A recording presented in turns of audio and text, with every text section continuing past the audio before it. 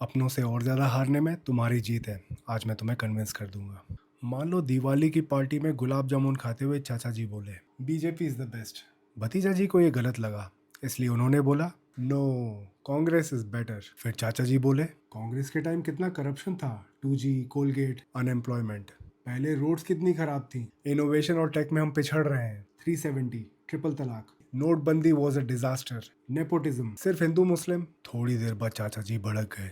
आजकल की जनरेशन इतनी बर्बाद हो गई है, बड़ों की कोई रिस्पेक्ट नहीं है। और भतीजा जी के मुंह से निकल गया आप जैसे अंधभक्तों की वजह से कभी देश में सुधार नहीं हो सकता, बदतमीज। उप्स। अब इस सिचुएशन को पावर स्ट्रगल बोलते हैं। अटैक्स पर्सनल हो गए हैं। अब बीसी दोनों को बीजेपी या कांग्रेस से कोई मतलब नहीं है। इट्स बी वर्सेस सी, भतीजा जी वर्सेस चाचा जी। अब यहाँ से कोई अपनी ओपिनियन चेंज नहीं करने वाला। और अब दोनों बीसी को सिर्फ एक दूसरे को हराने में इंटरेस्ट है। लेकिन प्रॉब्लम यह है कि जो भी हारेगा वो पावर स्ट्रगल के नेक्स्ट फेज में पहुंच जाएगा।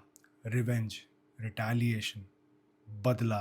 और जैसे ही कोई रिलेशनशिप रिवेंज जोन में चला गया, फिर दोनों बीसी कभी अपनी कोई प्रॉब्लम सॉल्व नहीं कर सकते। इसका सबसे क्लियर एग्जाम्पल होता है टॉक्सिक कपल्स, जो सिर्फ एक दूसरे से बदला लेते रहते हैं और कभी एक दूसरे का साइड नहीं देख पाते। तुम्हारी प्रॉब्लम बीजेपी या कांग्रेस नहीं, तुम्हारा रिलेशनशिप है। पहले उसे ठीक कर लो। Don't let your relationship slip into the revenge zone. इसलिए अपनों को जीतने के लिए जितना हो सके हार लिया करो।